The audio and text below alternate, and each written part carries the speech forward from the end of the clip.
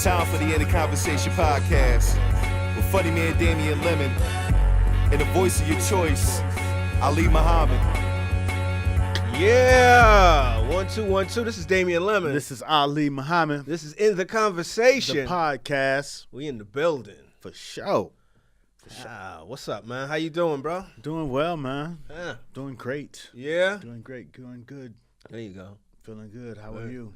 Doing great, doing well as well. Very, very composed. Very medium energy. Nah, no doubt. I'm chilling, man. I can't complain. I'm in a place to be. Every time someone asks me that, I hear that Big Boy song in my head. Feeling good, feeling great. With the Patti LaBelle. Mm-hmm. Feeling great, feeling good. You know what I'm saying? Yeah. It's fresh off a holiday. Memorial Day. You know, I'm fasting, so I ain't really partake. An impact, huh? Nah, I didn't partake in any other barbecue festivities. I didn't barbecue at all. I didn't, that shit was Monday to me. Not that I'm fasting. It was definitely Memorial Day, but I guess I've just been on my own little schedule shit that it crept up on me. And I didn't really have the urge to have a hot dog or a hamburger until maybe the 7th hour of the day when I scrolled through Instagram. 4:30 p.m. on Monday. That's when it made you? That's when it hit you? I'm asking you. Yeah, about that time I'm scrolling through the gram and I said, oh shit, right, it is Memorial Day. People are having, People was having it. Yeah. The gram was lit. Was it? I wasn't all that heavy like that. I mean, I wasn't heavy, but every time I opened it up, it was a beach. It was a barbecue. It was a, block party. It was a summer situation. Yeah, people were indulging. Yeah. I just let that shit pass me by. Life be like that sometimes. How about that? But today is the day, man. We can't let the day pass us by. There you go. Happy Memorial Day to my Memorial Day. You know what I mean? Sometimes shit is sad. But yeah, man, we here. We having a good time today. We in the mix. I'm trying not to fidget. We got the video, man. I be sweating and fidgeting so crazy. I'm having pure cokehead energy, and I swear I'm trying my hardest not to look crazy. No doubt. Nigga, I was on that. I was out here. What you do when you on TV for real? They cut. They do pickups. I was thinking about that last time you said that shit. They do that shit. They be like, hold on, let's get in this motherfucking sweating. Dab, dab, dab, dab, bang, bang, bang. Okay. When I was on TV with nothing to do with my heads, this is it. This is a lot of fucking restless hands. So they have to cut around that shit. No doubt. Steve Carell taught me. Steve Carell? Steve Carell. What's his name? Oh, in The Office? Yeah, that cat. He taught you how to be on TV. Via The Office or? Nah, via a red carpet. We were shooting a red carpet. I think you told me about that. I might have told this whole story. Speak to the people. We were shooting this red carpet, and it was him and Tina Fey. I forget what movie it was. It was just some movie, but we were shooting the red carpet. I think it was the one where they're teachers. Yeah, I forget the name of it. Yeah, go ahead. So Tina Fey came down. She did all her interviews and shit. Then was it Steve Carell? Steve Carell. Steve Carell came, and he did his interview and shit. And in real life, I was like, this motherfucker stiff as shit. Right. Because he was just, this motherfucker composure was zoop. Right. You ask him a question. I'm like, man, that shit looks stiff as hell in real life. And then in contrast, right after him was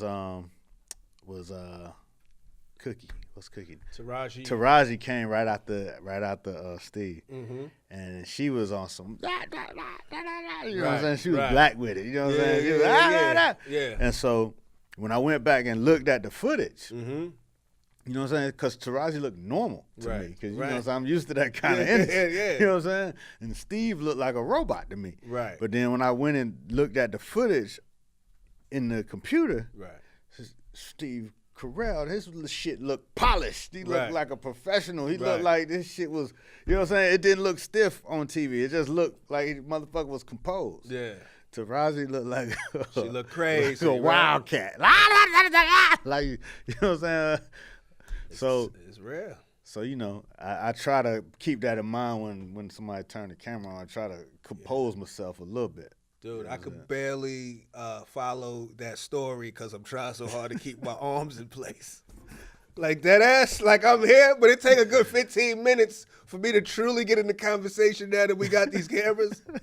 I'm like dead ass, like just thinking about, okay, what's going on, brother? You all right? You fine? Good to see you. Sometimes my shit will be like this, and then just, I don't know. Wildcat over there. Crazy shit with Tasmanian D. A frenetic sweat. It's not the fly shit. Mm. No doubt. Pull that shit together. But we're going to get it right. We're going to get it right, man. You got to go through it. You know what I'm saying? I was trying to think of a maxim, but I couldn't think of nothing. But you know what I mean. You just got to live it. All you got to do is rhyme, dog. Just live it. Yeah, you got to go. You got to just go through it to do it. You know what I'm saying? That's it. Yeah. That's all you got to do is you got to rhyme. You want to resonate. All you got to do is hit them with a fucking. And usually that shit makes sense. Absolutely. You know what I'm saying? Oh, shit. You got to figure out that rhyming word for your parable, dog. There you go. You know what I'm saying? Rhyme gives it so much, makes it so much more profound. Rhyme and a pregnant silence afterwards. Mm-hmm. Yeah. You know what I'm saying? How the motherfucker had to pontificate that shit. I like when people hit you with the, they set you up with their little, they be like, brother like you. See, I know a brother like you, you gonna feel me when I say this. I hate when motherfuckers set you up. Because now it's like, hold on, fam. Don't try to get the cosign off rip. I don't even, you try to get me to sign for a package, I don't even know what's in this shit. I know somebody like you, I know you gonna agree exactly what I say right now. You don't even know me, dog. I can just tell by your whole vibe.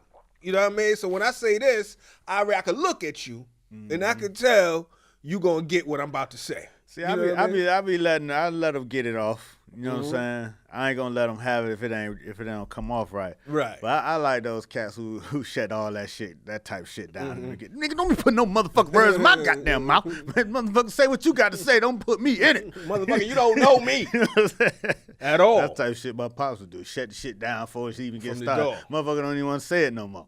Yeah. You know what, brother? If you're gonna be disagreeable. So you know what, brother? But that shit keep all that shit at a distance. All that bullshit. Yeah, that's true. That is true. They gotta block that shit. Sometimes you do have to overtly block the shit. Sometimes you be like, all right. Go ahead and get shit off, man. Right, that shit is whack. True. All right. I don't know about that one. Okay. Where you get that from? That's a hell of a theory. That's a hell of that's a hot take. Oh shit, man. How was your weekend? Man, I mean, it was full of work and full of, you know what I'm saying, trying to get shit done. I didn't do no festive shit. I didn't do no celebratory or the summer. None of that shit. We went to friends of ours had, a little dinner at their crib and shit on Sunday. You know what I'm saying? But then, I gotta wait till the appropriate time. You know what I'm saying? I can't fall through when the invite was 4:00. I can't get there till 7:30 and then wait the last 30, 40 minutes. Ooh. You know what I'm saying? So my wife, she went, they had fun, you know what I'm saying? And I went later. It was all good. You know what I'm saying? There was still a little bit of event left? Yeah, it was still, once they get the wine cracking, it's going down, you know what I'm saying? So, but I was sober Joe, so usually I had the jokes, what I mean? Usually I be in there with the jokes, cracking motherfuckers up, and then Ramadan Muhammad ain't as fun. Ramadan Muhammad ain't got as many jokes. He ain't as irreverent. Are you a little bit more insightful or introspective? Ramadan Muhammad is sitting back watching the scene first, you know what I'm saying? Watching people eat their food? No, not even that. Just, you know what I'm saying, just listening to the conversation without inserting until it's the moment to insert, you know what I'm saying? Okay. Non-Ramadan Muhammad on some wine or something, you know what I'm saying? He got a lot to say. Right. Especially in close company. Right. You know what I'm saying? Right. The mixed company, you know what I'm saying? I'm probably the same dude on the wine as Ramadan Muhammad. But, you know what I'm saying? I'm paying attention to everything and then, just laying back and then, trying to say something. But, sometimes I might just be in that, you know what I mean, just not into the conversation at all. And then that ain't good for a social scenario. So you know what I'm saying? Sometimes you might want to just stay your ass home. So, but you know, I jumped in here and there. You know what I'm saying? This particular family, the wife has a mother who's probably 80 something, maybe close to 90 years old. And last time they had some shit, I wasn't Ramadan Muhammad. I was talking cash shit. And then she expected that one. No, not that she expected that one. And then everybody, you know, they treat the grandma very with much respect as we should, you know what I'm saying? But it was a turn in the conversation to where they was trying to censor the conversation while the grandma sit there, you know what I'm saying? Like, but the grandma done live life, you know what I'm saying? She 90 years old, she know all this shit what y'all talking about. Right. I was like, don't act like Miss Linda don't know what. No, we gotta beat that name. Don't act like she don't know what we talking about. Think it's more than one Miss Linda. Listen, then my wife going, you know what I'm saying? You know, hey, listen. Twice. But you know, so they was trying to hide the conversation from a 90-year-old woman. Right. And I was like, y'all ain't got to hide nothing from her. Then she broke out with the, I've seen plenty penises in my life. And everyone was like, oh. Wow. So, you know what I'm saying? I had the shit rolling. I was, you know, boosting that shit up. And, and, you know, this time she was like, She was like, oh, plenty penises. You know what I'm saying? She was like, there you go. What's up with it? You know what I mean? But I was calm, Muhammad, this time. That's the age-old argument when it comes to old people. Should you censor around the old people, or the fact that they got old, they seen all of this shit. All this shit. I think it's some old people that, you know what I'm saying, get old and kind of like don't want to be a part of that type shit, that conversation. They be trying to get close to God. You know what I'm saying? They trying to make up for some foul shit. Not even make up for some foul shit, but you know what I'm saying? This last days, if it is going to be a judgment, I don't want to fuck up on the last day. I ain't even got no time to repent. I might be going tomorrow. Yeah. So they don't even want that kind of talk around them, some of them. You know what I'm saying? Yeah. Some of them have done so much wild shit in their life and they finally cleaned up that they don't want that shit around them. You know what I'm saying? And some old people, you know what I'm saying? They done seen it. They understand what everybody going through. They understand what stage you at in your situation, your journey. So they don't trip on it. They let you be who you are. You know what I mean? They don't trip. You know what I mean? They school you when they have to, and otherwise they laugh when they, you know what I'm saying? I want to be full of life with mine. You know what I'm saying? I would think I want to be the type of old person who kind of understands where everybody's at in their situation. Yeah. Oh, you 24 years old, you saying dumbass 24-year-old shit. Right. Or you know what I'm saying, you 40 years old, you saying that 40-year-old married man shit. Right. You know what I'm saying? Or, you know, to be able to bust it down with experience and understanding is you know what I'm saying, I think that's what I would try to be. You seen all of that shit. Yeah, you know what I'm saying? Well, you've seen a lot of it. Yeah, because you know what I'm saying, even now you seen a lot of shit at this stage, and when you hear it coming, you don't like when my kids say silly shit, I don't judge them for being young. I just know they're young and they ain't seen nothing yet. You know what I mean? So you try to either school them or just listen to their theory. Oh, you'll listen to it? Yeah, I listen. Will you humor it? Yeah, even if you don't believe it? Because I had theories when I was young that still stand true to this day. So you know what I'm saying? I might have been 19 coming up with some shit that I still stand by right now. So, you know what I'm saying? This is that time when 18, 17, 16, 19, 20, you are developing philosophy. You know what I'm saying? Sometimes that should be interesting take on the world from somebody who's living it from a different vantage point. You know what I mean? And so I listen to that shit. You know what I'm saying? I don't agree with it all of it, but I don't shit on it. You know what I'm saying? Yeah, you got to stay open. Like my son, they was coming with their whole little business plan, their business proposal for their company.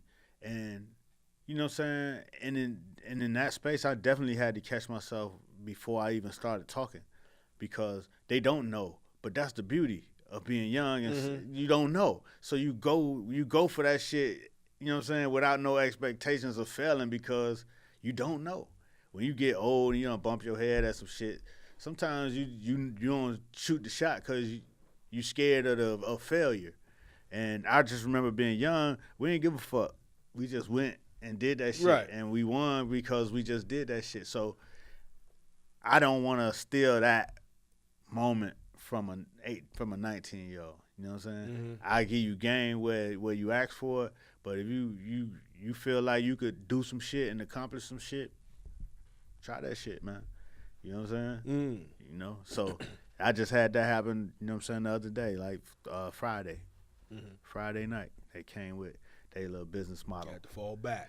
Not even fall back. I listened. I listened. I was like, okay. You know what I'm saying? And I just added to whatever that, you know what I'm saying? So you did say a little No, something. I didn't know. I did not take any game out of it. You know what I'm saying? Only added to. You know what I'm saying? So I was like, okay, if you're going to do that, then you need to be, you know what I'm saying? Because they want to do some content. And I was like, well, you need to be shooting that shit that's in y'all life, that wild shit y'all be putting on IG stories and shit with y'all. You know, some shit I seen on stories that was like, come on, dog, to me. Right. But again, they 18, 19 years old. It's some silly shit. Yeah. You know what I'm saying? That's the type of shit you need to be shooting. Right. Because that's what y'all doing. Right. You It's know going what to I'm saying? resonate with That's other going to ones. resonate. You know what I'm saying? Yeah.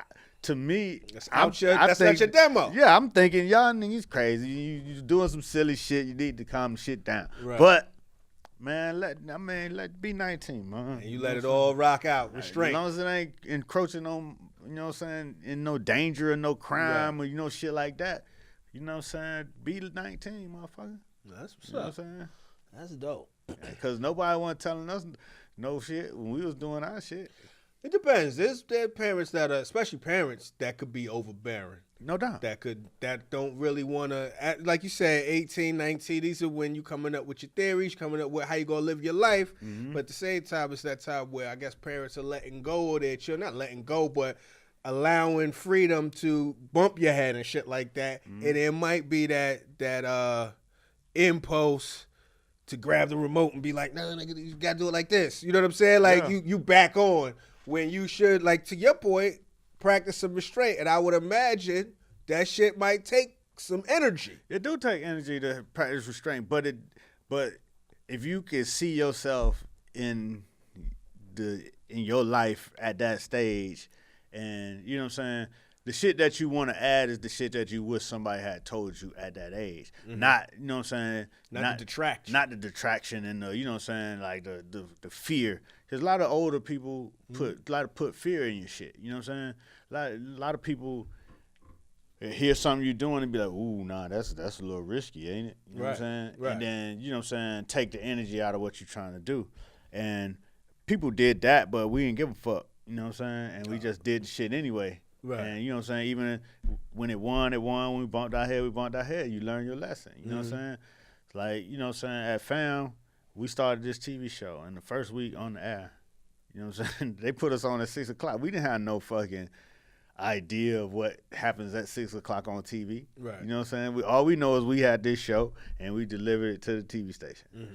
And the next day, you know what I'm saying, people were writing in to the newspaper. That was when you had to write in, write a whole fucking letter. That's a lot. Wrote a letter to the newspaper saying that, you know what I'm saying, my family was at the dinner table eating dinner after the 6 o'clock news and this, and then all of a sudden these gyrating booties and shit is on the screen.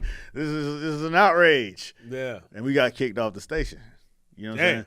But then the next station picked us up before the next week at a later time, a more appropriate time. And we won in that time. You know what I'm saying? But we didn't give a fuck. We was just like, we was young. You was out there You know what I'm saying? swinging for the fences. Yeah, we didn't think about that shit. And looking back, had I let other people's opinions of what we was doing stop us from what we was doing, we would never did shit. Right. You know what I'm saying? I probably still wouldn't have done shit because, you know what I'm saying, everything you do, people are going to say, man, that's crazy. Or, man, that's risky. Oh, man, you got 3 kids. Hey, man, shit, man, what you going to do? You know what I'm saying? And the more you think about that type of shit, that becomes more your reality. The more you think about winning, the more you think about, okay, this is how I'm going to execute it. The more you think about your plan and putting shit into your plan, the more, you know what I'm saying, your shit works out according to plan for the most part. Yeah, you seeing your shit all the way through. Right. All angles. You catching it from all angles and shit. Yeah. You know what I mean? So that's what I did this weekend. There you go. I think that was the question. That was the question. I saw John Wick 3 this weekend. Word? Yeah, I think I jumped all the way to John Wick 3. I don't think I said. I'm pretty sure I didn't see 2. I don't think I might have seen 20 minutes of one. So how is it jumping to 3 and skipping 1 and 2? I don't think I missed a thing. That shit was all right. It was all right. I enjoyed it. It's I said on Twitter, it's one of the movies where every few minutes you're like, man, if you don't get the fuck out of here with this bullshit, you gotta truly suspend disbelief. You gotta ride along. Right. Cause it's gunfights. There's bullets whizzing from everywhere. Only John Wick's bullets are killing people. John don't never get grazed. No doubt. He's using everything as a weapon, from fists to knives to guns. He's using a horse like a gun. Like you know what I mean? Like it's some ridiculous How shit. Do you use a horse? Exactly. John figured it out. And Halle Berry. What are you shooting shit? No, they're not shooting shit. They kicking the fuck out of these people, but he know how to trigger the horse to be like, tap, tap, bing. It's like on, you know what I mean?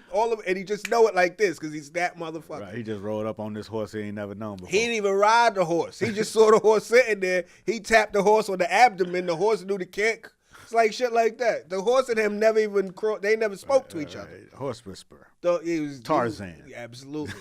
Halle Berry was the dog whisperer. They got Halle in there too. She got twin, look like some what do they call them joints? Some old school joints. Pistols? No, Revolver? old school dogs. That was the shit, my man. Shout out to my man. Before Dobermans. What was before Dobermans? German Shepherds. Yeah. You know the evolution of dogs. German Shepherd, Doberman, Rottweiler. Right. And then Bull. the Pit Bull, So she had like 2 like police looking dogs. Right. And these dogs were bananas. She could activate them. Chai-chi, hoo-hoom, whatever the fuck the dog says. Bing, bang. The dogs know to do some shit. The dogs don't get hit by no, all of this shit is. But at the same time, the choreography, that's where you got to respect it. Because it's ridiculously over the top with the gunplay and all of that shit. And they got this thing called gun fu. Where they, they using the gun, but they still hit you with a little bit of kung fu. You know what I mean? A little ping, ping, pow, pow. Some shit. I feel like I heard a rapper call some shit gun fu a long time ago, but this now is gun fu out here. So they out there doing the gun fu. And I forget the director because I definitely listened to the director talk about the whole thing. But the director was a former stuntman. So he brings his wealth and knowledge on, like, because he was like, being a stunt player all these years, like, you would do a dope stunt, but then the director wouldn't know how to cover it with the camera the way it would have sold it. So for him to be a little bit more endemic to what it is, he could capture it. And I keep it 100. Like, that's where you like, all right, this is ridiculous. But this shit's kind of like some of the shit they doing, man. There's one scene where my man stabs the cat in his eye, and they hold the knife right above the eye, and they're definitely stretching the tension. You can feel the whole theater like, oh shit, and then it go through, and they don't spare that shit. They let you see it. That shit was so fucking gratuitous. I had to laugh just because the shit, like, y'all niggas is wild, and this shit is amazing. Like, it's wild. I might go see 2 and 1 just to get the whole trilogy thing, but that's like that hyper violent Korean shit. Right, like The Killer, like I saw The Devil or some shit like that. I never heard of that one, but yeah. I saw The Devil. The Devil. I think that's the name of it in American. That shit sound like some bloody shit. Shit is intense. Yeah. That was the first one somebody put me on to. That shit was. Yeah, when you see it for the first time, it's extreme. You like, why are we doing all this? This a lot. I mean, it's damn near a horror movie. Yeah, you know what I'm saying? It's gory as fuck. It's gory as shit, man. Lawrence Fishburne's in it, so it's kind of like a little bit of a Matrix reunion. You know what I mean? A little Matrix. I watched The Matrix a couple weeks ago, just on some revisit, to sit back and revisit. I've been meaning to do that because there's some gems in The Matrix. Yeah, it is. The Matrix, that shit could be a whole new ideology if you let it. You know what I mean? Like that. I remember going to see The Matrix and walking out of there like, yo, nah, this is just the Matrix. This could be If I haven't seen the Matrix in a while, but it kind of, and you've seen it just recently, so let me know if I'm wrong. But what it reminded me of, you ever read that book, The Four Agreements? Yes. So you know how in the Four Agreements, I want to say the Four Agreements, where he's like, all this shit is fake. Like what you've created through your own whatever imagination, anxiety, whatever, that shit ain't really real. Like this shit that you living in, it's not real. The real shit is within type shit. You know what I mean? Which was kind of like the Matrix, or like once you realize the power you have within, you were the man before you even went to go find out. You know what I'm saying? Like you always. Right. So it was one of those type of things.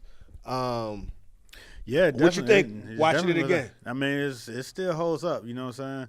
It was one of them. You know, The Matrix was one of them movies that hit like 1984. The book hit when I first read that. Okay. You know what I'm saying? When I first read 1984, the book, I closed that shit, was like, oh shit, these motherfuckers watching me right now. Right. You know what I'm saying? Right. So to go back and watch The Matrix now, it was more so to kind of, you know what I'm saying, see where it stood within today's technology and today's world. You know what I'm saying? How's it hold up? Does it? I mean, shit still hold up. Still right? Still scary? Still might be in this. Yeah, this motherfucker looking. You know what I'm saying? Yeah. But, you know what I'm saying, like you said, to what you said about, you know what I'm saying, you was the man before you even went in that motherfucker. Right. It's also, you know what I'm saying, speaking to that part of yourself when you start thinking about, you know what I'm saying, the moves you making and how you feel it inside, like you said. Yeah. You know what I'm saying? It's like, okay, yeah, need to do a reality or inside reality check. Right. You know what I'm saying? See where you at with it. You know what I'm saying? For you succumb to, you know what I mean? Some bullshit. The pressures of the world to be regular. Right. You tap into some shit. You like, this spoke to my soul. I'm not regular. I was watching I'm not regular, motherfucker. I was watching some shit recently where it was like one of them things where you get like a message that goes straight to your soul. Yeah. When it was like, it wasn't you weren't looking for, you're like, oh shit. Nah, nigga, that was deep. I can't remember what it was, but I will tell you this. I did also see some throwback shit. Jimmy Kimmel and Norman Lear did a live action All in the Family in Jeffersons. Oh yeah. I was cruising past it. I didn't know what the fuck was going on. Yeah. I had a shoot about to happen, but I turned on the TV and that shit was on. Yeah. Which side you see? It was the Jeffersons, because I was confused at first. I was like, wait a minute, this is some new shit? Hold on. What? Then I looked at George. I was like, that don't even. I thought that was another character. Right. But then I'm like, wait a minute, that's supposed to be Wheezy? Wait a minute, that motherfucker look like. And then, you know, it turned out to be that shit. But I had to shoot, so I just kept it moving. Yeah. Yeah. It was all right. It was all right. It was fun. Oh, wait, who was Wheezy again? Wheezy was, I know, damn, I'm fucking it up. I know Jamie Foxx. Oh, Wanda Sykes was Wheezy. Wanda Sykes was Wheezy. Jamie Foxx was George. Marla Gibbs was Florence, which was cool. I think she might be the only, I think she might be the last surviving person from the Jeffersons. Maybe, I don't know. What about, is what you call him, Lenny Kravitz's mama dead? I don't know for sure. She played. I think she did die. I think Roxy Roca. I feel like I seen, you know, but you know, I never know. No, you know, if she live, shout out, come up to the show. Be, you know, it would be great. No, but for real, like that would be. It's great that she's alive. It would be great if she did the show. I don't know how much we would talk about. You know, what I mean, maybe 20 minutes. How much you would talk about? We talk about. She got a lifetime of shit to talk about. But how much of that shit do you know to summon up outside the Jeffersons? Matter. By the time you start talking to an elder, they got a lifetime of shit to be talking about. But you just want to talk about, unless you just want to talk about current projects and shit. I don't know. She got a whole lot of shit. She got, you know what I'm saying, a granddaughter that's popping out here. Who's a granddaughter? Zoe Kravitz. Oh, okay. No, you know what I'm saying? All right, fair enough. Fair enough. The elder whisperer. I can dig it. Man, I'm just saying, look. Respect the elders. Anyway, if she's alive, we would love to have her. Absolutely. She's not. Oh, damn, we getting a producer. See, look at that. She dead? She's going. She's going. When We she acted too late. I hope it wasn't while we were still doing this shit, because we fucked up. It was like 95. Okay, Oh, well, damn. shit. Told you. Well, she looking down from heaven, got a granddaughter popping, Lenny. There you go. Thing. You know what I mean? Shit. Shout out to you, You know what I'm Roxy, saying? Double R. So, You can tell you Kerry how to get Washington. to the other side. Kerry Washington played Roxy. They kind of favored. Like, she had the haircut and all of that shit. It was kind of ill. I forget who else was. But what was really cool, I mean, it was a lot of shit that was cool. It was pretty cool just to see it being done. What I liked was they had Jennifer Hudson sing the Moving On Up live, through the shit, and she sang the fuck out of that shit. She gave it the respect it deserved. It was like, okay, she sang that shit like the fucking anthem that it is. Oh, that's crazy. Yeah. Yeah, I didn't even know what was happening. I just turned the TV on right quick and was like, hold up. Yeah. And I was like, oh. Yeah, to throw you off. Once I figured it out, then I kept it moving. I had a shoot in my crib. I was doing a photo shoot. And I haven't taken stills in a minute. You know what I'm saying? I never really done a real stills photo shoot. Okay. You know what I'm saying? Any stills I've done was, be out and about, like, documentary style. I never really did a setup in a studio type of photo shoot. So I was doing one at the crib because I got a little backdrop and all that set up. So, and then, I was going to, you know what I'm saying, when they asked, they didn't have a big budget, and they was just like, you know what I'm saying, somebody could do it. I'm like, well, shit. I could take that little money. Shit. I know how to do this shit. You know what I'm saying? So I had this shoot. I could take that little money. You know what I'm saying? And so it was it was a female, so I'm shooting a female. Right. So, I got the wife and the kids, you know what I'm saying? I'm going to do the shoot at the crib, so I got to, you know what I'm saying? All right, figure out how I'm going to work this into the equation.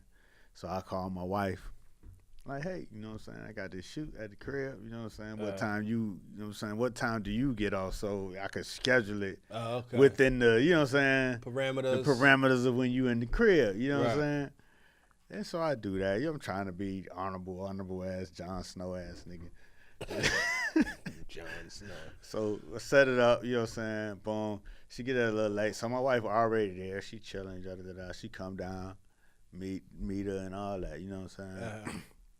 So we shooting. So we start about 9:20, 9:30. You know what I'm saying? So what type of shots are these? We shooting really, basically food, like, you know what I'm saying? So you know what I'm saying? So she do these desserts. So we shooting. It was a certain ad that she wanted to kind of replicate with the desserts. Oh, so you're shooting just the food, not even her? I'm shooting her and the food, so it's like her and the food together. Okay. So it's basically focused on the food, but then you got her in it. You know what I'm saying? So, so we shooting this shit. You know what I'm saying? Then it get about 12:30, and I'm about wrapping up. Right. My wife hit me with the text, you know what I'm saying? It's a little bit late to be having people all up at the house. I'm like, man, this is the whole point of me setting it up late so that I wouldn't be going through this. Okay.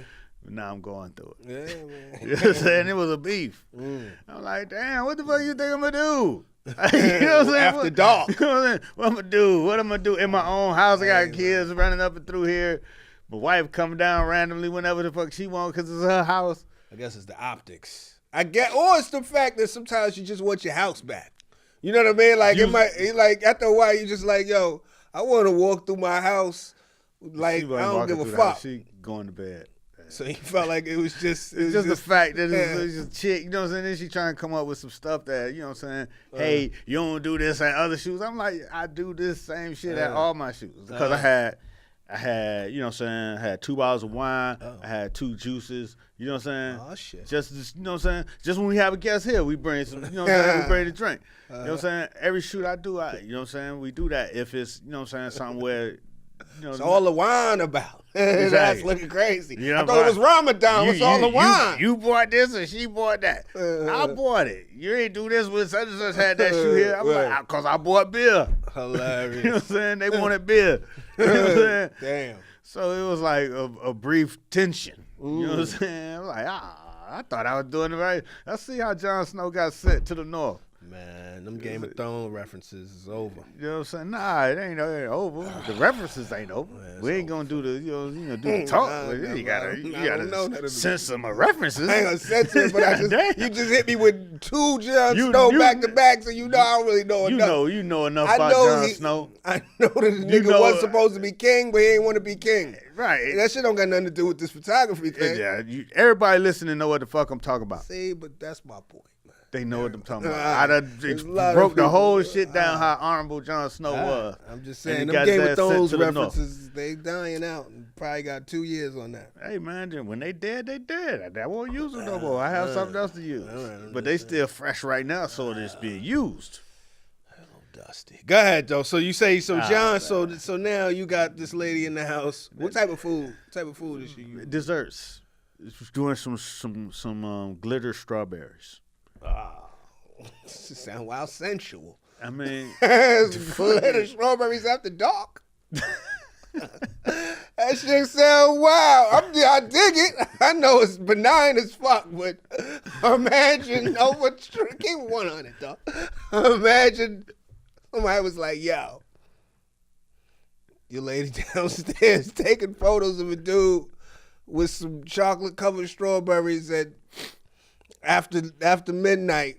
You all right? Am I home? Am I home? You right it's there. just like what I told her. If you was, I'm coming downstairs. If I need to see what's happening, I'm coming downstairs. That's true. I'm gonna insert. I'm gonna have me a glass of wine. But you might feel a way about that because you feel like you might be imposing. Because it is or some real shit. And look, this is what it is. Or some real shit.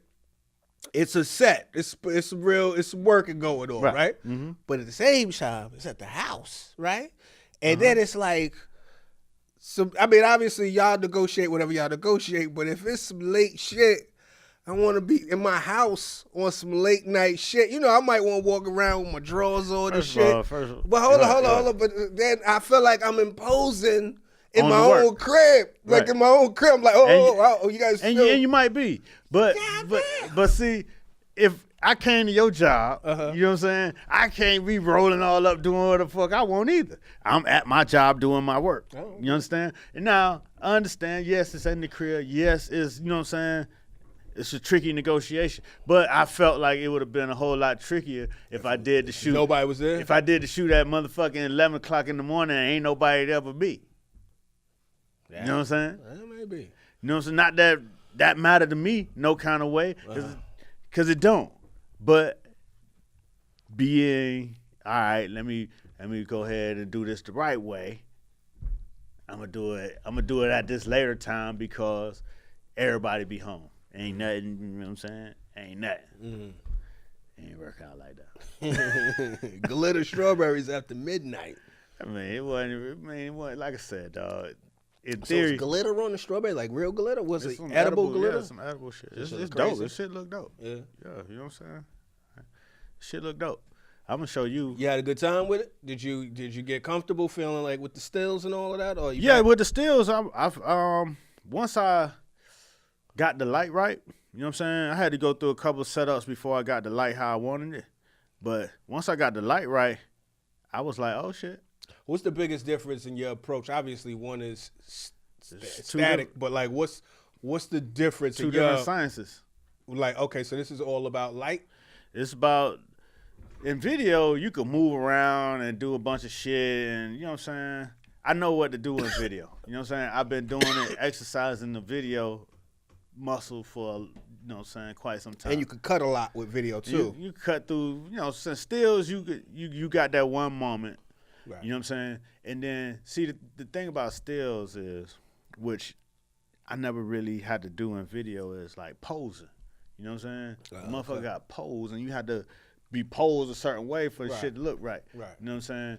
So I'm not used to shooting for that. Right. So, you know what I'm saying? I went through a couple of sets before I really got an understanding, okay, this is where my light coming from.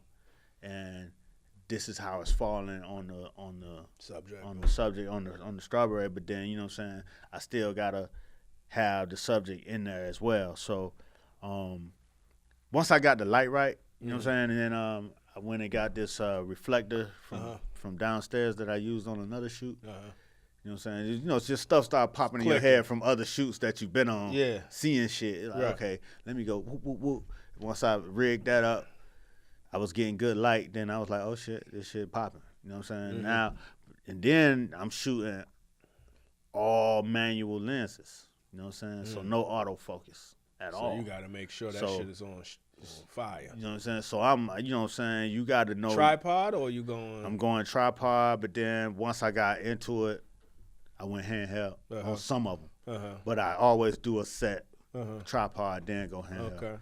Okay. Because, again, I never really done a photo shoot with manual focus and, you know what I'm saying? No, you know, like the deep, got your focus already. Nah, you gotta be knowing where your focus is. In the mix. Yeah. You gotta be in it. So I think it came out good though. You know what I'm saying? But one thing you have to, when you're doing shoots, especially with stills, is that, you know, you could shoot 1,000 shots, but you only need 4 or 5. Right. You know what I'm saying? Right. So you just want to make sure you get your 4 or 5 or however many it is that the number you got to hit, but you're going to shoot, you know what I'm saying, exponentially more than what you need. So you looking for that moment, you searching for it, and you trying to figure out the best ways to get it, knowing that you got room to make mistakes. You know what I'm saying? And the only reason I learned that was from hiring photographers. And then you hire a photographer and he turned the set into you. And first time I did that, I was doing the magazine. I'm like, man, this shit is terrible. Terrible. God damn. What the fuck?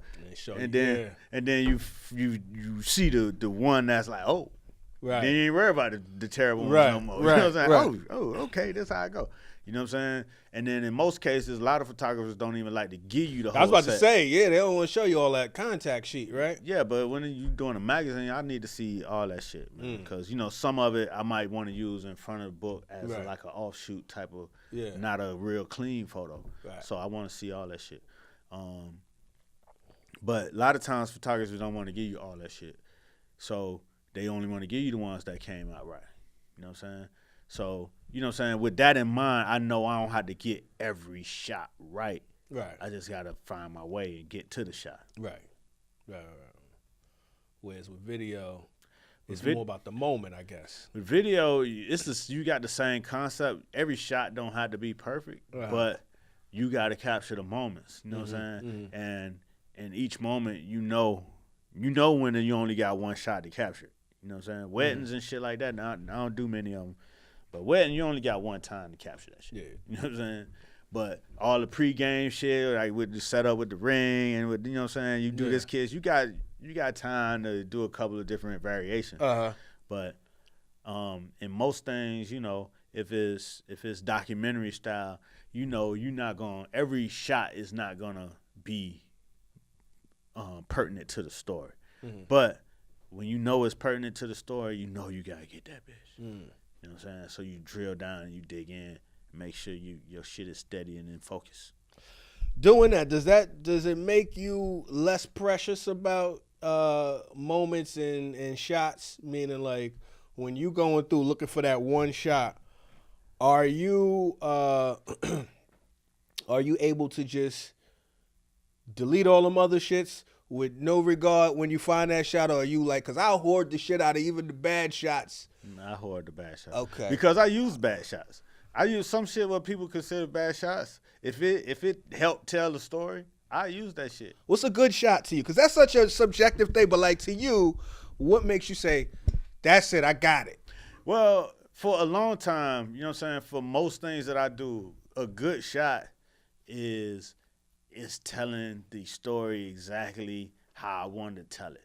You know what I'm saying? Something like you might have something going on, you have 2 or 3 things going on, you shooting, but then this one thing happens that's not going to happen again that maybe only you saw. That is like, ooh, this right here is going to be perfect in this story. You know what I'm saying? And like say I don't shoot many weddings, but I'm going to just use wedding as an example.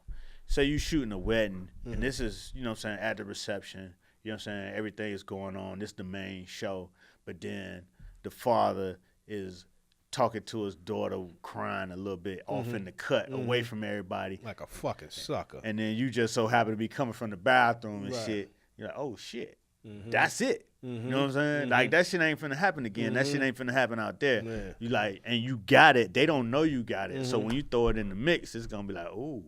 This nigga caught me looking like a sucker. This motherfucker cold-blooded. Caught me in my most vulnerable moment. Nah, it's true. When you fucking with your daughter, you don't even think about being no sucker. But nah, that's cool. That's cool. But then, you know, as time goes on, do you get rid of them shits or you hoard I it? don't get rid of shit. I got all the footage I ever shot. Yeah. Unless my hard drive fail. Right. Because I mean, there ain't no real reason. Because sometimes your eye is totally different from when you in it to when you had to look back and grab some shit. Like Just Being Black, for example. Some shit I shot that was just on the hard drive. I didn't shoot it for the purpose that I ended up using it. I shot it for a whole nother purpose. So when I went back looking at it, I was looking at it for a whole different reason from the original point that I shot it. And then I was like, oh, this would be good as and now it's this whole other thing. Repurposed. It's repurposed and it's something totally different. And it's shit. It's the shit that has gotten me more work than any other of my work. So I don't throw away. You know what I mean? I keep a lot of it. You know what I mean? I know a lot of sometimes when I shoot personal shit for people, a lot of that shit gonna be important later down the road. You know what I'm saying? I think a lot of the shit I shoot is more important later than it is in the moment. You know what I'm saying? As far as on personal shit. But on business shit, some of that shit is historical. Some of the people you shoot are like, oh shit, that's motherfucking Angela Bassett. You know what I'm saying? Over there talking to, you know what I'm saying, Common and shit. You know what I mean? And it's like, why would I? That's a terrible shot, but it's history. Look at that shit. That shit is going down. Terrible shot. Like where the shit is out of focus, looking crazy. You don't delete that? Nah, sometimes you use out of focus shots just because I might put text over it. You know what I'm saying? It might show the scene in the background a little bit. You put text over it, and it's unobtrusive, and then you go to a clean shot. So, you know what I'm saying? I feel like some of them scraps and all that shit, I learned how to put montages and quotes together with the video. Yeah. You throw away jokes? It's different. Well, I'm a hoarder. That's what I said. I hoard all of the shit. I don't throw away the good photos. Like sometimes, like I'll be like, I should throw this out, but then I'm like, there's a charm to how fucked up that is. But I know I probably would never put it out in the world fucked up. But it's something like, I respect how fucked up. Like, you know what I mean? It's a lot of shit, but I'm a hoarder. So I always say hoarders got the best stories because they could justify their hoarding. Right. You know what I mean? They'll find some sentimentality and some shit that they'll probably never really even explain the sentimentality to. Right. You know what I'm saying? So, but back to like with jokes and shit, to the point, and I guess it makes sense to your point of not really getting, like there might be premises that maybe went nowhere or jokes that were like, but like when I'm writing, sometimes if I'm like just trying to kickstart some shit, I'll go through old jokes and maybe I could reuse a premise or I could be like, oh, you know what? Like I'm a different comedian now. So it's like, I could sell that better. Right. You know what I mean? Or that joke links to this so I could pull this into it. Oh shit, I ain't real. You know what I mean? So there is that. So back to the whole thing of, you know, montage and to keeping shit on deck. But what I'm saying is, on the other hand, because I'm a hoarder, I respect the motherfuckers that's decisive enough to be like, nah, I shot 700. I'm presenting these 11. No doubt. And I'm like, yeah, like there's something to that. Like either way is either way, but there's something to that. As somebody that's going to have 700, well, motherfucker, to pare that bitch down to 11, you like, wow, okay, I see you. Like, all right. And because I'm like, well, what about these 11 made this shit? You know what I'm saying? Like, and it's a place and time for somebody to deliver 11. Right. Working with me ain't one of them. Yeah. You know Because like what happens is a lot of times, say you shooting something and you got a photographer on deck and he being precious about the shots. You know what I'm saying? And he turned in 20 shots. He 9 9 times out of 10, in my experience, they haven't told the story. And they missed a bunch of shit because they was being precious about who they shot, what the person looked like, what they had on, was it going to be a, you know what I'm saying, a fly shot and shit. Right. When a lot of times, especially when you're dealing with corporate clients and big events and shit, it's, we just need the experience. You know what I'm saying? It could be, you know what I'm saying, they could look crazy, but they doing the right thing. That's help telling the story of what happened here and why they spent all this money to do this shit and why they spent all this money to have us here. You know what I'm saying? You come back with 20 pictures and they can't put that shit in their little pitch deck for next year, or they can't sell it to their client as far as what they spent all this money on, then we fucked. You know what I'm saying? Now I don't get paid. Now you don't get paid. Now it's a problem. You know what I'm saying? So give me 300, 200. You know what I'm saying? Man, I see it. Shoot I the can shit dig out it. this shit. You know what I'm saying? And then we could pare it down. You know what I mean? So it's better to have a lot and be able to pare it down to 11 than to have 11 and that's all you got and you ain't got the story. No, I dig it. I agree with that. If you paying for it, if you the person, I think the person that's paying, you should give them the opportunity to see the entire whatever. But at the same time, that shit is impressive when motherfuckers like, like, cause it's a statement. Yeah, and it's people, it's like directors and photographers who have a certain style that they stick to and that they have a regimen of this is how this shit got to be. Right. Or it's not gonna be. Yeah. You know what I'm saying? And you have to respect that. You know what I'm saying? Sometimes that's why I say I'm not a DP. You know what I'm saying? I'm not a director of photography. I'm not a cinematographer like that. You know what I'm saying? Because I don't have the science part of it and that whole discipline to say, you know what, this is all it's gonna be. I get there and be like, okay, that shit looks good. We gonna do it this way. Right. You know what I'm saying? Right. And fuck my plan, what I had. Yeah. I like that. You know what I'm saying? Right. So, you know, that's, you know what I mean? That's why but in the end, my shit don't look as precious as some people's shit. My shit don't look as clean. My shit don't look as pristine. You know what I'm saying? And sometimes you want to be that, but then your philosophy won't let you be that. Yeah, I can dig it. Nah, man. Yeah, it is.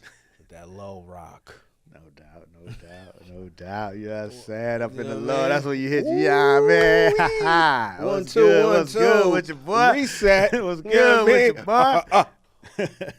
Did you see that shit I sent you? They was confused. What the fuck is going on? We're going to cut around this. Beast Coast. Did you see that shit I sent you? Beast Coast. Which one was that? What was it about? Beast Coast is a super group. Flatbush Zombies, Pro Era, Under I saw the Cypher. Yeah. I saw the Cypher. Yeah, that shit was fire. They had Big Tigger on that motherfucker. Yeah, that shit, they recreated the entire basement. Yeah, the basement, yeah. That shit was dope, and they had Big Tigger, which was official, and Tigger held his own both times. And the thing was, he was right. Tigger in his freestyle was saying it's been 30 years, and there's nobody said nothing about the basement or the booth or celebrated it in no kind of way. Not BET, not nobody. Not none of the magazines.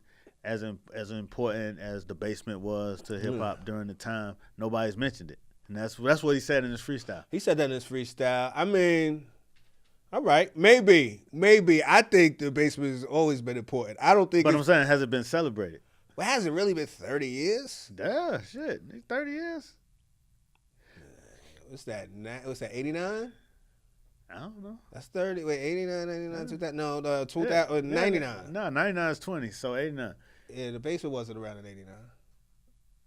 Rap City, the basement. I don't think it was around 89.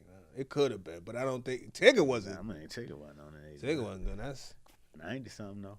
I don't even think I. He might have said close to 30 years. Yeah, I could. I mean, look, toot your horn.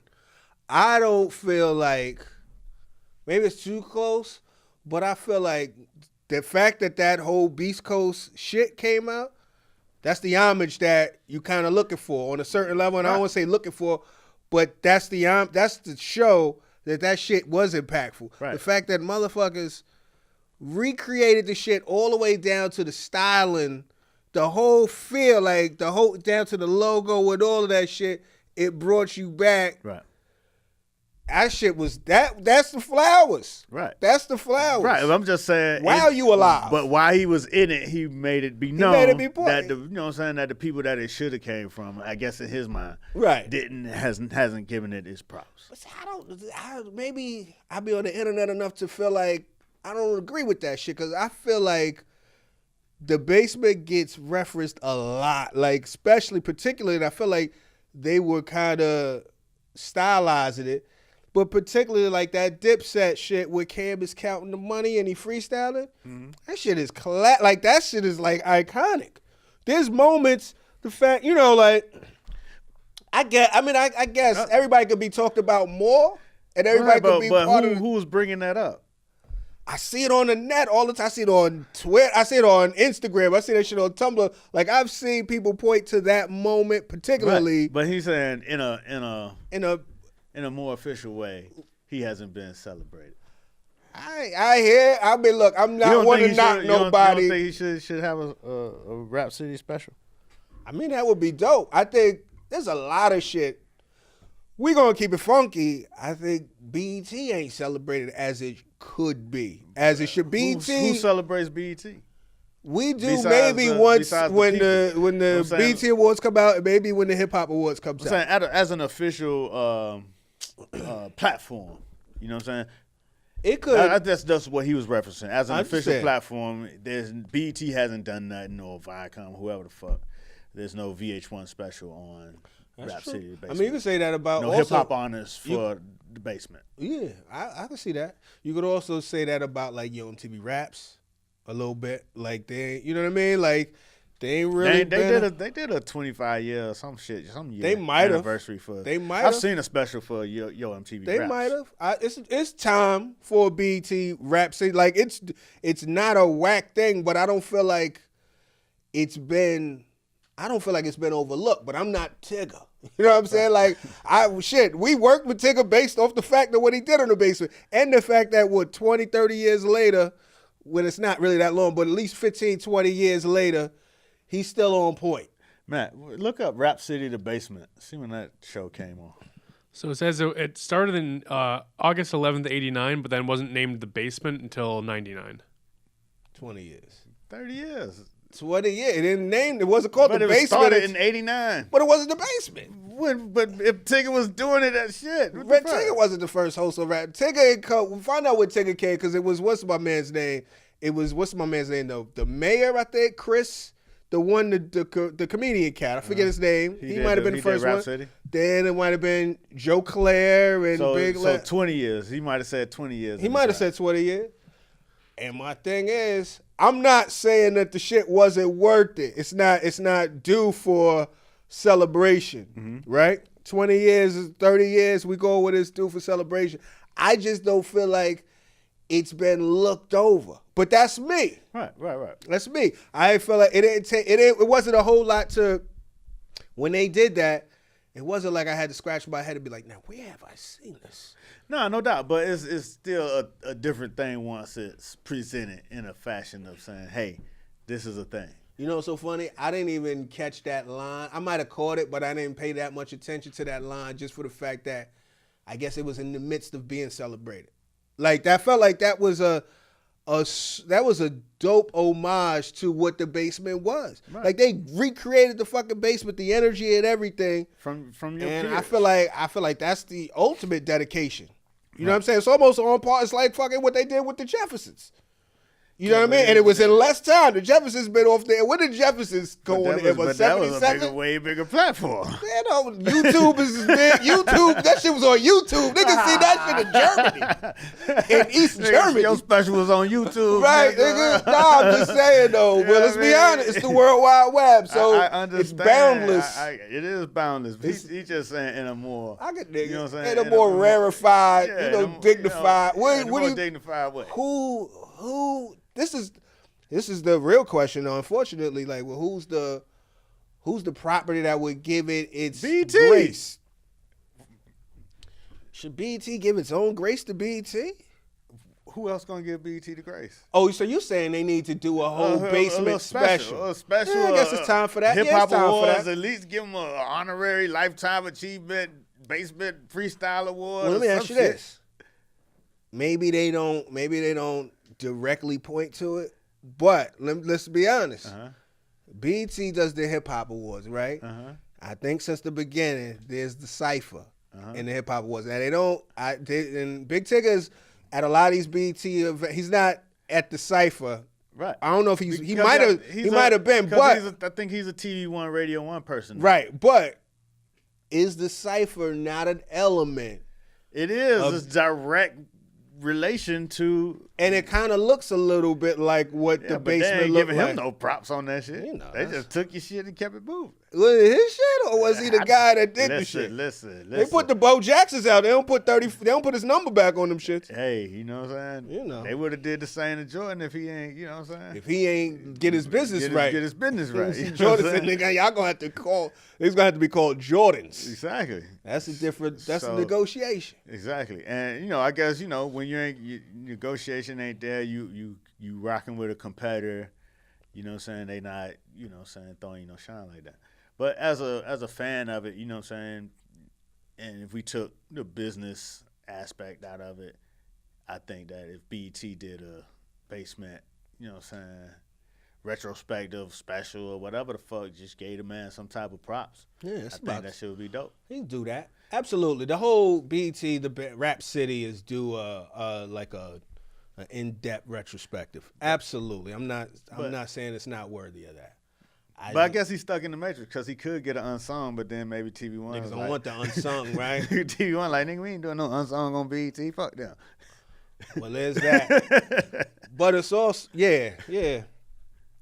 And it's like Luke for all them years, he always, you know what I'm saying, would complain that he never got none of them awards, none of them honors, until they finally did a VH1 honors on him. Yeah, I saw it. A couple years back. Right. You know what I'm saying? And it was to me it was true, you know what I'm saying? The motherfucker had a whole situation on his back. And you know what I'm saying, you ain't getting no props. But they give out props. So hey, if they give it out props, go get your props. You know what I'm saying? If you feel like you do for some props, get your props. I'll say this though. I think you do for them props, but I will say this. Those were some nice ass roses. That was that fucking for that shit was fire. And almost, to be honest, I think it's kind of, I mean, obviously BET celebrating the Rap City would be great. It'd be cool.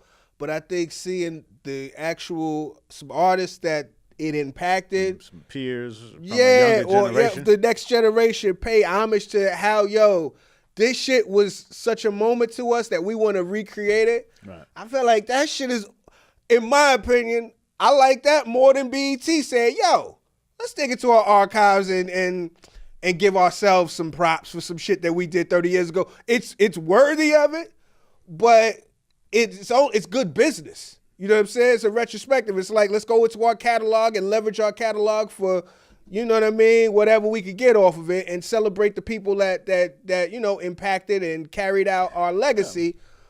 But the fact to see the actual people that were watching it, that were influenced, say, we gonna recreate that shit independent of BET.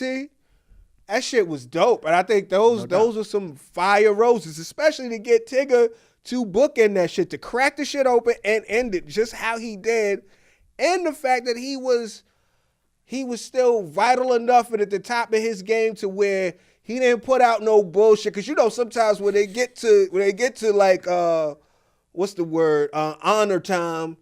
Motherfuckers be out of it. They be washed up. Cadence is gone. You know what I'm saying? The references is terrible. Tigger was in the zeitgeist. He was rocking. Right. You know what I mean? Shit. And you could tell they were excited. Like when he shouted all of their crews out, they were like, oh, nigga, it was something. It was a moment. You know what I mean? I think that shit felt more organic and it was definitely more organic. It was definitely of the culture. Right. You know what I'm saying? Exactly. You know what I'm saying? So, I mean, not taking nothing away from that. I was just speaking to what he cracked this freestyle off with. And speaking of that, I watched that whole Woo shit this weekend too. Yeah. You know what I'm saying? Yeah, so you saw the of Mics and Men, huh? Definitely. I How you watched the feel? whole Wu-Tang shit in one sitting. It was fair. It was real, right? No, it was dope. I mean, because one, that energy. It's like it takes moments like those when you revisit it in a big platform, Right. to remind you of the energy that was happening at the time, or that wasn't happening, that they brought to the table. You know what I'm saying? Right. It's that wild ass. You know what I'm saying? Yeah. Like, so to see it and to kind of get a full. I like how they did where they had the shows from different eras, but they were singing the same song. They was editing back and that was forth cool, through right? different Yeah. eras, so you could actually see how the energy was when they was performing that shit when it first came out. Right. And then, you know what I'm saying, in the middle, and then, you know what I'm saying, like lately. You know what I mean? Back when Ghost used to come out still with the stocking. With the stocking, you know what I'm saying? with the Ghost. face. And watching this shit, and I knew it then, but even more so after watching it, Ghost is still, you know what I'm saying, I resonate with Ghost. Ghost resonates with me. Why is that? I don't know. He just feel like, you know what I'm saying, I feel like I know him. You know what I'm saying? Uh-huh. I feel like, you know what I'm saying, he very vested in what he doing, what he's saying, and how he come up with shit. He a visionary in his language. Yeah. You know what I'm saying? And to see him and RZA going back and forth about who actually said the name first. Oh, Wu-Tang? Yeah. Oh, they had that? I There was missed that part. there was a whole conversation where Ghost was like, I watched the joint. I actually brought the movie to your house. He was like, no, but I seen it on 40 Deuce. He was like, yeah, but I was already saying that shit. Right. He was like, yeah, but you know what I'm saying? I came up with the name. Like, RZA kind of got defensive. Yeah, But- cameras running. And then, you know what I'm saying, the casual was like, that was part of Ghost's language already. Right. You know what I'm saying? Right. The whole Wu-Tang shit. So, Right. you know what I'm saying? Now, you know what I mean? I just felt like, okay, I fucks with Ghost. You know what I'm saying? Then, when he talks about how he had to take care of his little brothers and shit like that, that shit, you know what I'm saying? Just his story just has layers to it. And then for him to be the most, had the most flair and, you know what I'm saying, crazy bangles and, Right. you know what I'm saying? He just was the most, he just stood out the most to me. Which is so crazy because there is so many big personalities in the Wu. Right. Like you still got Old Dirty Bastards, you got Right. Meth, you got Raekwon, got Capadonna. Right. You know what I mean? Like see, this. Ray had the slickest talk, you know what I'm saying, the smoothest voice and all that shit. But then his personal style was still very, you know what I'm saying, subdued. You know what I'm saying? Right. He had a Cuban on and dressed like, you know what I'm Yeah. saying, cat off the street. Ghost You know? would go all out. But- Big ass eagle. Right. Ghost gonna take it all the way there. Yeah. You know what I'm saying? And like Method Man, he had the big personality as far as being on the camera, but his whole style was just, you know what I'm saying? It was a grimy motherfucker. Right. Fucking ODB, you know what I'm saying? He was, Yeah. you know what I'm saying? He was old wild, dirty. It was old dirty, crackish almost sometimes. You know Caught what I'm up in the system. You know what I'm saying? Caught up in the system. Group homish. Okay. You know what I'm saying? Even though he, didn't grow up in a group home. You know what I'm saying? You know what I'm saying? Because I just watched his mama and all that shit. Right, Shit. killed You know his what I'm saying? You know what I mean? But I can dig it though. you know what I mean? So Ghost always stood out as like, okay, I fuck with Ghost. Because he was clean like somebody, like a cat from the streets. But then he just took it to obscene levels. You know what I'm saying? Yeah. And that's with his words and with his style. Yeah, nah, Ghost is dope. I think he's probably my favorite Wu member. Probably the most consistent over the years and shit. Great albums and shit. Yeah, I fuck with Ghost. I fuck with the Wu. But it made you kind of say, all right. Like I said, to your point, it brought you back to that energy that they brought. And you realize, damn, it's been a minute since people brought that type of energy. That don't really happen often at all. Right. So it's like, yeah, it brings you back to a time and place. You know what I'm saying? Like, a lot of the catalog later on might not have been my thing. Like, I might have stayed more like with Ghost, Ray, certain other people. Right. But, yeah, it reignited that, oh, shit, it was an explosion. Right. It was an explosion. And you know what I'm saying? I respect the fact, though, that RZA and that they all was able to still sit there together and do that shit. Right. Through all the other little beefs and, you know what I'm saying, money shits and, you know what I'm saying, even when they have like a current little thing going with RZA, he got to sit over there and listen to him say that all they shit. Yeah. You know what I'm saying? I thought that was dope. But I do respect how Divine did his shit. On the boat? Yeah, he was like, man, listen, I don't talk to them. I don't call them. I don't fuck with them, man. Because it's basically like, when you don't think about it, you think about business, you know what I'm saying? All right, we doing this business. I'm going to take this business elsewhere. And then, you know what I'm saying? And then you also hear from his point, like, you know what I'm saying? You going to go take that same money and give it to somebody who ain't even build that shit with you. You know what I'm saying? For doing the same shit. Right. But, you know, it's all right, whatever. You know what I'm saying?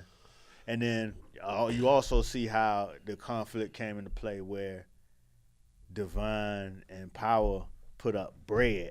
You know what I'm saying? Mm-hmm. And then they had the other managers in place, but then when the shit started cracking, they came in as actual, you know what I'm saying? You know, they came in working when they was before kind of hands off. Mm-hmm. So I could see how that threw a wrench in the hierarchy. Right. You know what I'm saying? Right. It's like, because you come in like, shit, motherfucker, I put money on this. You know It's what I'm my saying? investment. Shit, watch out. Yeah, You put money on this, then Right. you know what I mean? Yeah. But then it was like, damn dog, where you been?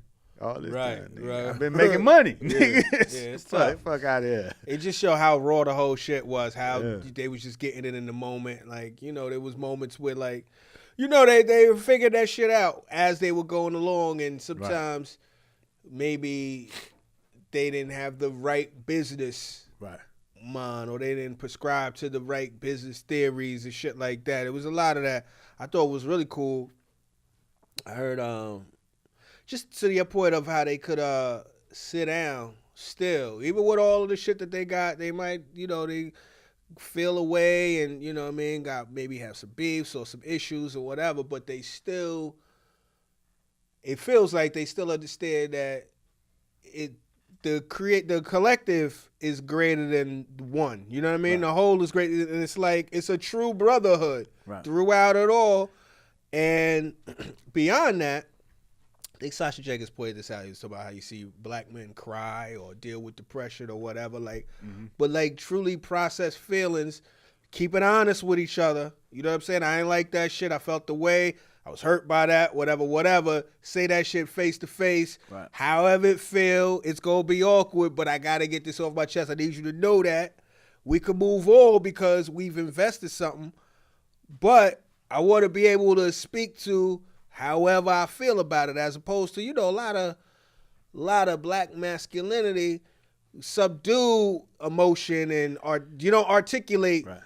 Yo, I'm upset, or I was hurt by that shit, or I felt the way. You know, that's niggas. That's how expressive most motherfuckers get. I felt a way, which is vague as shit. You know what I'm saying? I felt a way about that shit, fam. You gotta listen to the tone. Shit was bugged out. Yeah, shit. You know what I mean? Shit was a trip. Nigga was on some other shit. You know what I'm saying? It's like, he was on one and shit. Yeah, that nigga, you know, we don't fuck with each other because, you know, he be on that old funny shit. But I did, you know what I'm saying, a lot of that can be probably attributed to that. I didn't know that they grew up so far deep, so far back. You know what I'm saying? Like, they grew up. They grew up as kids together. You know what I'm saying? I knew that, you know what I'm saying, that RZA, ODB, and the Jizza was cousins and shit. But I didn't know, like, all of them cats grew up together. Like, you know what I'm saying? Around each other and shit. Around each other since kids, little kids. Yeah. You know what I'm saying? So that was that shit was tripped out. Yeah, it's wild. You know see them all kind of get it popping. Like, all them motherfuckers, their lives are different. That's at least 10 motherfuckers, like principal, whose lives are way different. No doubt. Than they used to be off the strength of hip hop. And they could still go out. And I guess that's one of the reasons they could still sit down, because collectively they could still go out and get the bag. Yeah. They out now on tour. Right. So, you know what I'm saying? Individually, you might get, you know what I'm saying? A few of them that could get it. It might fluctuate. Ghost and Ray, you know what I'm saying? Right. And, you know, Method Man. You know, they say Inspector That was out there getting it. Yeah. You know what I'm saying?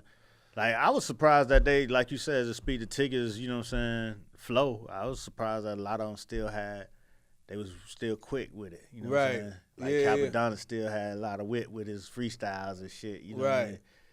Because they got a legacy still. You know what I mean? Yeah, Like, you know, like I think, go ahead, I was just going to say. Nah, go ahead. I just think that you build an expectation based on how you live. You know what I'm saying? So it's like Capadonna seemed like, I seen him at that talk. Capadonna just, he said he identifies as a Don. He said that shit. They was like, yo, how do y'all feel? One of the younger cats in the audience was like, yo, how do you feel? First of all, it's always funny at Q&As because the Q&A is never really always a question. The question is about the state, it's about the person. Right. You know what I mean? So the guy comes up, full disrespect, but he was like, hey, guys, I know you guys kind of took off in 93. I wasn't born until about 97, so I missed all of that. Anyway, it was black guy. That's why I'm like, nigga, you should have known better. What's going on? It's just disrespect. This is like, goddamn, but that's, you get old, you feel that way. So anyway, you become sensitive to that shit. So you see, he said,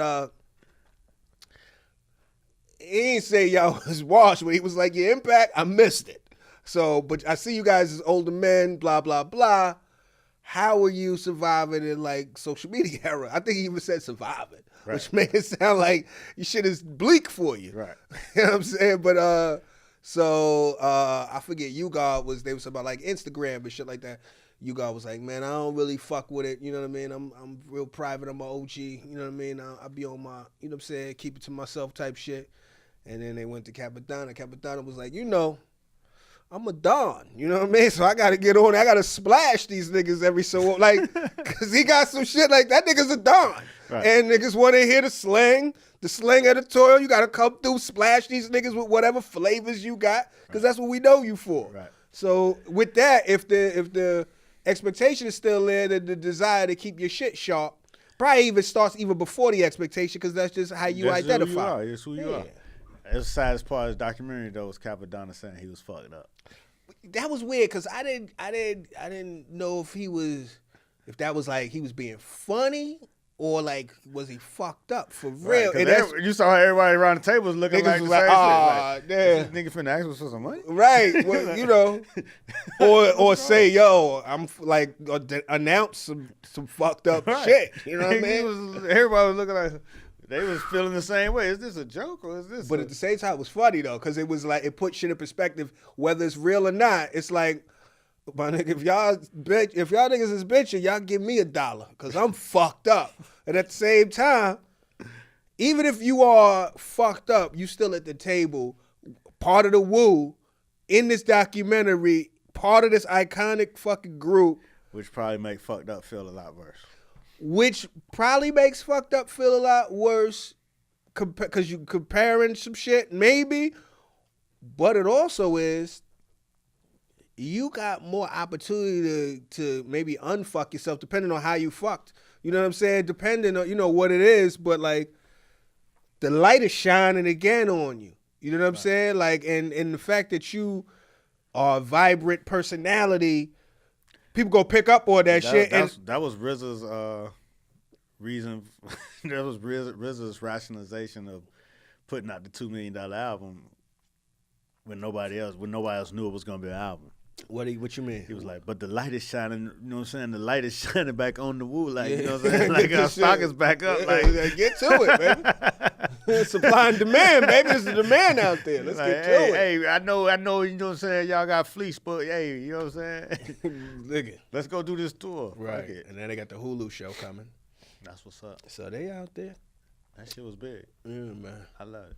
That's what's up. You want to say anything else before we transform, or you got any? That's it, man. Good being here. Good talking to the folks. You know what I'm saying? That's it. All right. Where you gonna be? Anywhere? I'm gonna be right here. Be in the city. Plotting this summer out. Oh, okay. Trying to have a big summer as far as, you know what I'm saying, new work and new projects. Plotting it out now. All right. Oh shit, goddamn. I do want to shout out Potty Break, show that I executive produced with Tony Ty. Yeah. Got picked up on TV1's interactive program. Oh shit. They have a new platform for independent filmmakers and shit like that. Mm-hmm. So it got picked up on there, and so we're proud of that. It's called A Space for Creators. It's an interactive one, digital, So it's picked up on there. You know what I'm saying? It's a good thing because it's a little, slight little rev share. You know what I'm saying? It's not just in the world; it's in the world making in. So, Ooh. you know what I'm saying? Proud of the Project Break. Shout out to Tony Ty, director and spearheader of the project. Dope. You know what I'm saying? So that's out there. I would like to share that. There you go. You know what I'm saying? There you go. Well, I'm at Eastville this whole weekend. I'll be there from actually I'll just be there Friday, Saturday, and Sunday. Friday night on that 10 o'clock show, I'm gonna do a good 40 piece. So it's a long set. I don't really do a lot of long sets in the city, so come through.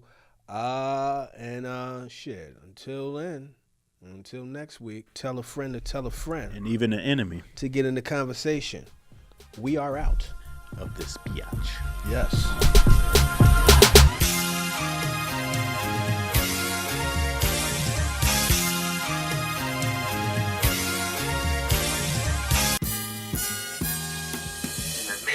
Of it all is to be in the conversation.